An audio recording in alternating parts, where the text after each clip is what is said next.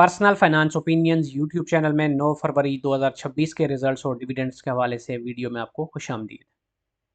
आज के दिन अगर पाकिस्तान स्टॉक मार्केट में ओवरऑल मूवमेंट की बात करें तो काफ़ी नेगेटिविटी रही और लगभग 1800 पॉइंट्स लूज़ किए KSE 100 इंडेक्स ने। और बड़े पैमाने पर हमने देखा कि सेलिंग प्रेशर रहा। इसके साथ साथ रिजल्ट्स की अनाउंसमेंट का सिलसिला भी जारी रहा, जैसे कि बहुत सारी कंपनीज की बोर्ड मीटिंग्स ऑलरेडी शेड्यूल्ड हैं जो कि दिसंबर 31 को जो पीरियड क्लोज हुआ था उस हवाले से हैं। तो कुछ कंपनीज हाफ ईयरली और कुछ ईयरली रिजल्ट्स की अनाउंसमेंट कर रही हैं, डिपेंडिंग के किस कंपनी का फाइनेंशियल ईयर कब से स्टार्ट होता है।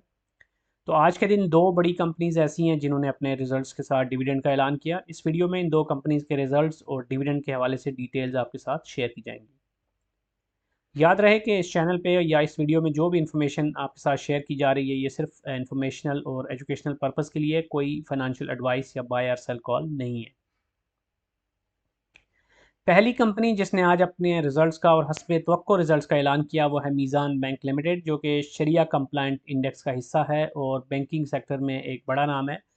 मीज़ान बैंक ने अपने चौथे क्वार्टर यानी ईयरली रिजल्ट्स का ऐलान किया और उसके साथ 70% यानी ₹7 के फाइनल डिविडेंड का ऐलान किया। तो यूँ इसने ₹7 फ़ी शेयर जो डिविडेंड की रवायत थी पर क्वार्टर उसको बरकरार रखा इस साल भी। और पिछले 3 क्वार्टर्स के ₹21 के डिविडेंड के साथ अब मिला के अगर बात करें तो जो टोटल जो इसका डिविडेंड बन गया वो है ₹28 का। अर्निंग्स की बात करें अनकंसोलिडेटेड तो पिछले साल के मुकाबले में तकरीबन 12% का डिक्लाइन हमें देखने को मिला। वैसे तो ये ट्रेंड बेशतर जो बैंकिंग सेक्टर की कंपनीज़ हैं उसमें हमें नज़र आ रहा है इस साल के पिछले साल के मुकाबले में।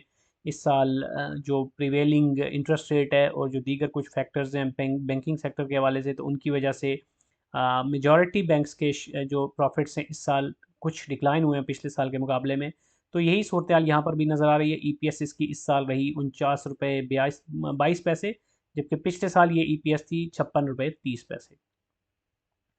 अब जो डेट्स अनाउंस किए हैं इस कंपनी ने इस रिजल्ट और डिविडेंड के हवाले से, उनके ऊपर नज़र डाल लेते हैं, जिसमें बुक क्लोजर डेट इसकी है 25 मार्च 2026। एक्स डेट बनती है इस लिहाज से 23 मार्च और स्पॉट डेट बनती है 20 मार्च 2026। और इसके बाद अगर हम प्राइस की बात करें तो आज के दिन इसके शेयर की जो क्लोजिंग प्राइस रही वो थी ₹489.15। और डिविडेंड ROI की अगर इस पर हम कैलकुलेशन करें तो ₹1,00,000 के शेयर अगर इस प्राइस पे कोई लेता है तो पर शेयर ₹7 के हिसाब से जो डिविडेंड बनता है वो लगभग ₹1430 बनता है बिफोर ज़कात एंड टैक्स डिडक्शन। अब चूंकि शेयर की प्राइस इस वक्त काफ़ी ऊपर जा चुकी है, पिछले कुछ अरसे में हमने देखा कि जिसका आगे चल के हम इसका ग्राफ भी देखेंगे तो आप अंदाज़ा लगा सकते हैं कि जब शेयर की प्राइस इतनी ऊपर चली जाती है तो डिविडेंड यील्ड ऑब्वियसली फिर नीचे आ जाती है, क्योंकि डिविडेंड यील्ड जब भी कैलकुलेट की जाती है तो उसमें करंट प्राइस को कंसीडर किया जाता है। और साथ साथ हम देखते हैं कि ट्रेलिंग 12 मंथ में टोटल डिविडेंड कितना रहा। तो इस लिहाज से अब इस वक्त जो एज ऑफ नाउ इस प्राइस के ऊपर जो इसकी डिविडेंड यील्ड बनती है वो है 5.72%। हिस्टोरिकल परफॉर्मेंस अगर हम इसकी देखें तो 2021 से लेके 2025 तक का डेटा आपके सामने है और आप देख रहे हैं कि 2021 से लेके 24 तक इसकी अर्निंग्स में और अकॉर्डिंगली इसके डिविडेंड में मुसलसल एक एक्सपोनेंशियल ग्रोथ रही। 21 में ₹15.84 की अर्निंग के साथ ₹6 का डिविडेंड, 22 में ₹25.15 की अर्निंग्स और ₹8.5 का डिविडेंड, 2023 में ₹47.18 की अर्निंग्स, ₹20 का डिविडेंड और 24 में इसका result top of the list रहा, ₹56.62 की अर्निंग्स और ₹28 का एक सिग्निफिकेंट डिविडेंड। अब 2025 में इसकी अर्निंग्स में कुछ डिक्लाइन है, ₹49.22 अनकंसोलिडेटेड, लेकिन डिविडेंड को इसने बरकरार रखा है ₹28 पे। अब यहाँ पर हम थोड़ा-सा इसके ग्राफ को भी देख लेते हैं परफॉर्मेंस पर्सपेक्टिव से कि शेयर की प्राइस मूवमेंट क्या रही। 5 साल में अगर देखें तो बहुत ही ज़बरदस्त मूव दिखा इसने, ख़ास तौर पे मिड 2023 से लेके अब तक। आप देख सकते हैं कि एक्स्पोनेंशियल ग्रोथ हुई इसके शेयर प्राइस में निस्बतन, जबकि पिछले जो एक लंबा अरसा था 2021 से लेके मिड ऑफ 2023, तो शेयर की जो प्राइस थी वो काइंड ऑफ रेंज बाउंड थी। तो इस वक्त शेयर की जो प्राइस है वो ₹489.15 पे। आज के दिन चूँकि ओवरऑल भी मार्केट में नेगेटिविटी रही, तो इस कंपनी के शेयर में भी हमने देखा था कि 2.33% की कमी हुई और ₹11.69 का डिक्लाइन रहा। आज के दिन का जो हाई रहा वो ₹509 था, जबकि आज के दिन का जो लो था वो 482 था, जबकि 52 वीक्स यानी 1 साल की हम बात करें तो 1 साल का इसका लो था 230 और 1 साल का हाई रहा ₹518.79। तो यहाँ पे आप देख सकते हैं कि 1 साल के अंदर कितनी ज़्यादा इसके अंदर ग्रोथ आई और साथ-साथ आप ये भी देख सकते हैं कि इस वक्त जो प्राइस है बावजूद इसके कि आज 11 रुपये की कमी हुई, लेकिन फिर भी ये 52 वीक्स का जो हाई है उसके काफ़ी क्लोज ट्रेड हो रहा है एज ऑफ नाउ। दूसरी जो कंपनी जिसने आज अपने रिजल्ट्स के साथ डिविडेंड का ऐलान किया वो भी बैंकिंग सेक्टर में से अस्करी बैंक लिमिटेड, और शरिया कंप्लाइंस की बात करें तो एज ऑफ नाउ ये कंपनी शरिया कंप्लाइंट इंडेक्स का हिस्सा नहीं है। अस्करी बैंक ने अपने एनुअल रिजल्ट्स के साथ 1 रुपये 75 पैसे का यानी 17.5% डिविडेंड का ऐलान किया, और 3 रुपये 25 पैसे का डिविडेंड ये क्वार्टरली डिविडेंड्स की मद में ऑलरेडी दे चुका है। तो कुल मिला के जो इसका डिविडेंड बन गया इस फाइनेंशियल ईयर 2025 का वो है 5 रुपये। अब ख़ास बात यह है कि मीज़ान बैंक या दीगर बहुत सारे बैंक्स के बरक्स अस्करी बैंक की जो अर्निंग्स हैं इस साल वो निस्बतन इम्प्रूव हुई हैं पिछले साल के मुकाबले में। इसकी EPS 15 रुपये 73 पैसे रही इन कंसोलिडेटेड, पिछले साल थी 14 रुपये 51 पैसे। तो परसेंटेज टर्म में बात करें तो 8.4% का इम्प्रूवमेंट हमें देखने को मिला AKBL के अर्निंग्स के अंदर। बुक क्लोजर डेट की बात करें तो इसकी बुक क्लोजर डेट है 10 मार्च, एक्स डेट 6 और स्पॉट डेट बनती है 5 मार्च 2026। प्राइस की बात करें तो आज काफ़ी ज़्यादा इसके प्राइस में नेगेटिविटी आई, आगे चल के हम उस पर भी बात करेंगे। 107 रुपये 58 पैसे पे इसकी क्लोजिंग हुई। और डिविडेंड ROI की कैलकुलेशन करें तो 1 लाख रुपए के शेयर्स अगर कोई लेता है इस प्राइस पे तो पर शेयर 1 रुपये 75 पैसे के हिसाब से जो डिविडेंड बनता है बिफोर ज़कात एंड टैक्स डिडक्शन वो लगभग 1620 रुपये बनता है।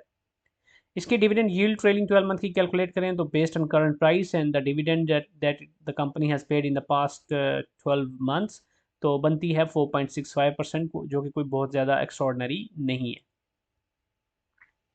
हिस्टोरिकल परफॉर्मेंस की बात करें तो 21 और 22 में इसने कोई EPS नहीं कोई डिविडेंड नहीं दिया था। EPS इसकी बहरहाल इंप्रूव हुई थी 7 रुपये 70 पैसे 21 में और 9 रुपये 70 पैसे 22 में। 23 में इसकी अर्निंग्स में मजीद इजाफा हुआ 14 रुपये 79 पैसे और इसने 2.5 रुपये का डिविडेंड दिया, जबकि 24 में इसकी EPS थी 14 रुपये 51 पैसे और इसने 3 रुपये का डिविडेंड दिया। और 25 में आप देख सकते हैं कि पिछले 5 सालों में सबसे अच्छी परफॉर्मेंस यही गुज़श्ता जो साल है 2025 उसमें रही 15 रुपये 73 पैसे की अर्निंग्स, और अकॉर्डिंगली इसने डिविडेंड को भी इंक्रीज करके 5 रुपये किया। बहरहाल जितनी अर्निंग्स है उसके लिहाज से पे आउट रेशो देखें तो ऑलमोस्ट 1/3 बनती है, विच इज़ रफली अराउंड 33 या 34%। तो ये एक पॉइंट है जिसके ऊपर थोड़ा सा मे बी आज के दिन के रिजल्ट के बाद हमने देखा कि काफ़ी ज़्यादा इसके अंदर सेलिंग प्रेशर आया। आप देख सकते हैं ग्राफ में कि 9.2% कमी हुई आज इस कंपनी के शेयर की प्राइस में, मे बी के लोगों की एक्सपेक्टेशन रिजल्ट से कुछ ज़्यादा थी। तो क्लोजिंग आज की 107 रुपये 58 पैसे पे हुई, और अगर हम आज के दिन के हाई देखें तो 120 रुपये 99 पैसे इसका हाई, जबकि 106 रुपये 67 पैसे आज के दिन का इसका लो रहा। 52 वीक्स यानी एक साल की रेंज देखें तो 33 रुपये 30 पैसे इसका लो रहा और 127 रुपये 90 पैसे इसका हाई रहा। तो यहाँ से आप अंदाज़ा लगा सकते हैं कि एक्चुअल बेनिफिशरी इसमें वो लोग हैं जिन्होंने इसको लोअर प्राइस पे एक्यूमुलेट किया है। अब इमेजिन करें कि अगर किसी ने इसको 35 रुपये या 36 रुपये या इसके आसपास लिया हो तो उसके लिए तो ये जो डिविडेंड है कुल मिला के 5 रुपये का तो वो ऑलमोस्ट 1/7 बन जाता है उसकी जो बाइंग प्राइस है उसका, तो वो 15% के करीब बन जाता है। तो उसके लिए तो ये बहुत सिग्निफिकेंट होगा, लेकिन वो लोग जो अब की प्राइस पे यानी मौजूदा प्राइस पे लेते हैं तो ऑब्वियसली उनके लिए फिर ये कोई इतना सिग्निफिकेंट नंबर नहीं होगा। तो सारी जो गेम होती है वो यही होती है कि आपने किसी शेयर को किस प्राइस पे लिया, या फिर अगर आपने लंबे अरसे से होल्ड कर रखा है तो एवरेज करके या रुपी कास्ट एवरेजिंग या जो भी आप SIP जिस तरह भी करते हैं तो करंटली आपको कितनी प्राइस पे पड़ रहा है उस लिहाज से अगर डिविडेंड को कैलकुलेट किया जाए तो वो ज़्यादा मीनिंगफुल होता है ना कि करंट प्राइस के ऊपर। तो वो लोग जो कि लॉन्ग टर्म से होल्ड करते हैं उनके लिए दूसरा प्लस पॉइंट ये भी होता है कि उनकी एक्चुअल जो बाइंग प्राइस है उसको और जो उसमें फिर डिविडेंड उनको वक्तन फ़वक्तन मिलता रहता है उसको अगर उसमें से माइनस करते जाएँ तो उनकी जो रिमेनिंग अमाउंट रह जाती है किसी भी पर्टिकुलर कंपनी के शेयर्स में वो काफ़ी कम हो जाती है। तो फिर वही लोग ज़्यादा बेनिफिट भी उठाते हैं, फ़ायदा उठाते हैं किसी भी कंपनी में लॉन्ग टर्म इन्वेस्टमेंट का। तो ये थी वो दो कंपनीज जिनके रिजल्ट्स के हवाले से डिटेल्स इस वीडियो में आपके साथ शेयर की गई। आई होप कि ये इन्फॉर्मेशन आपके लिए यूज़फुल होगी। आने वाले दिनों में मज़ीद जो रिजल्ट्स आएंगे उस हवाले से भी डिटेल्ड वीडियोस आपके साथ शेयर की जाएंगी। इसलिए चैनल को सब्सक्राइब करना, वीडियो को लाइक करना और बेल आइकन को प्रेस करना मत भूलिएगा।